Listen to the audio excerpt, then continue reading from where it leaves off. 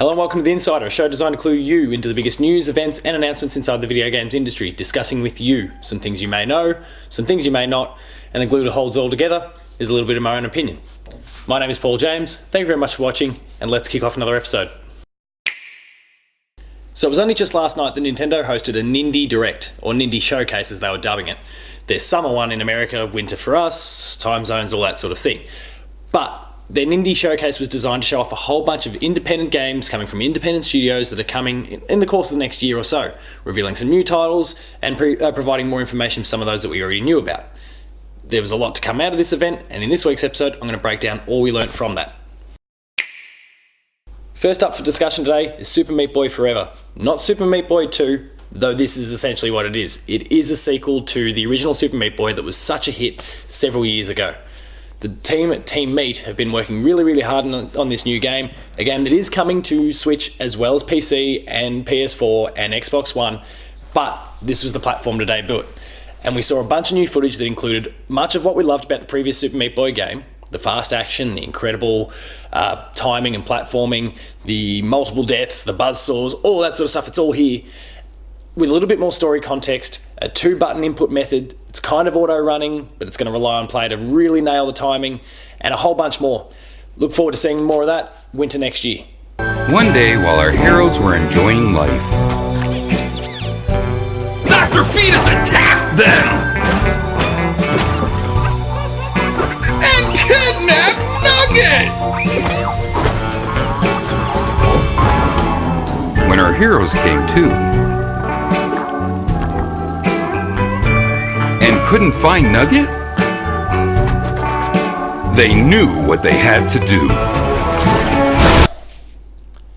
Number 2, and we're talking about SteamWorld Dig 2, one of my most anticipated indie games, full stop.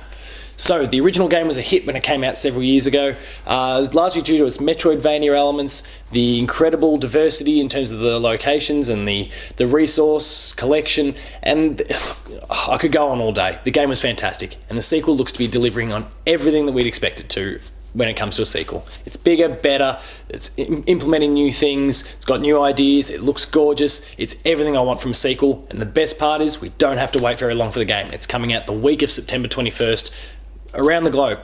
That, at least at the moment, is a Switch date, presumably a PC date too.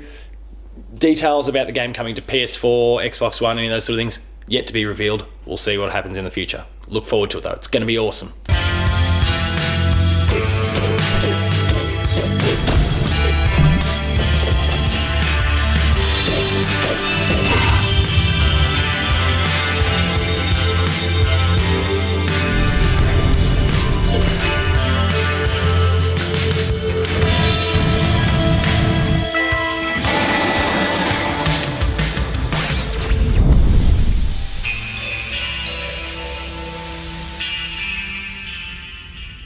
The third topic today is one that I personally wanted to slip in just because the game looked really cute and really fun. Yono and the Celestial Elephants. Now this game looks to be a fairly simple, fairly by the numbers action-adventure game, RPG elements, simple platforming and puzzles, and a few other cool aspects. However, it stars an adorable elephant, one that I cannot wait to play with, and it's coming the week of October 12th to the Switch and presumably other consoles. Look forward to it.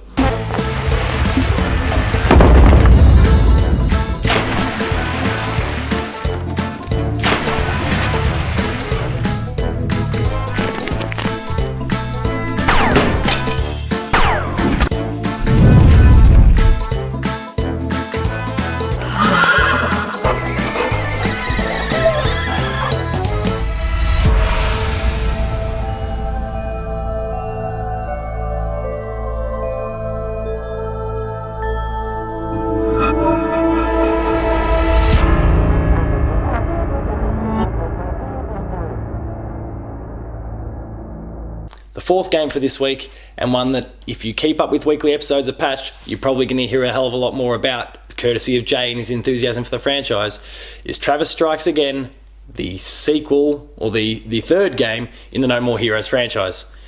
Now, the game was initially revealed during the Nintendo Switch event, the really awkward one that everyone really hung it on Nintendo for, that just didn't go all that well. The game's announcement kind of fell flat. Well, this is the second time we've seen that game.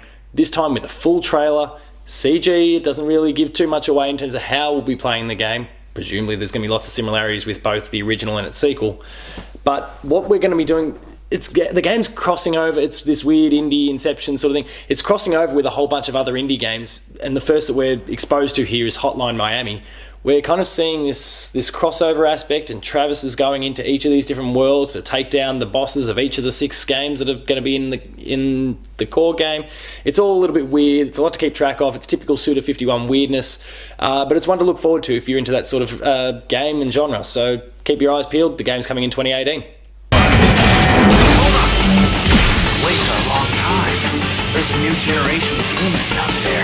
Let me at least introduce myself. Travis, gotcha! You murdered my dog! Don't pretend you've forgotten! Now you're just gonna confuse people. They need to know about the most hardcore assassin in video games. You bastard! Quit trying to butter up the gamers! Your fight is here in the real world! Nice work, Mickey Man. The Death Drive Mark II. The Phantom Game Console. So this is where it's been hiding. The fifth and final point for today are basically all the other games that we just can't talk about in a single episode. Look forward to Patch next week where we talk about these in a lot more depth, but I want to rattle off some of the games that I spotted that looked interesting, that maybe will interest you, and they're worthwhile taking a look at after you've watched this episode. So look forward to the final piece of the Shovel Knight 1 story, King of Cards. It's a new DLC starring King Knight, and it's not too far away now.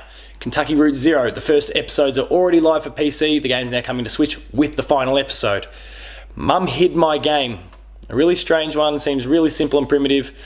I don't know if I'm totally into it, but it's a strange concept and it might be worth exploring, coming to Switch. Wolfer Blade, 2D fighter, action, sort of lots of fun that could be had there. Mulaka, Morphe's Law, which was a really interesting multiplayer game that basically sees you battling in typical multiplayer combat. However, as you're defeated, you become smaller, and in doing so a harder target, whilst the victors, they're getting larger and larger and larger. So as a result, some places have become inaccessible to them, and this kind of cat and dog fight continues to expand and extrapolate.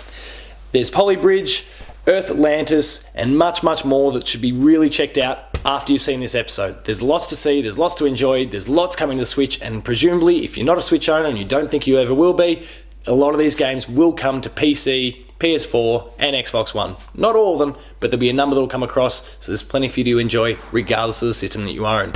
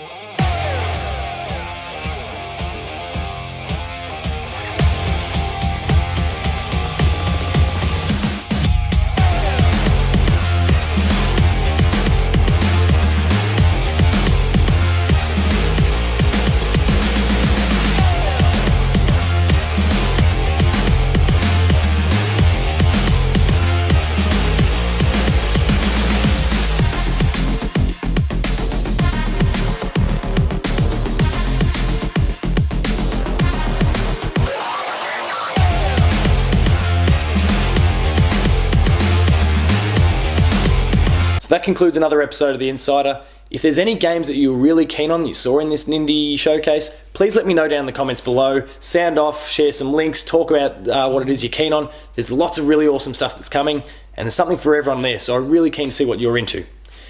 If you like this episode, please make sure to like, share, and subscribe to the channel. That way you can catch up with weekly episodes of The Insider, of Patched, the Video Games Club. We've got weekly Player 2 plays.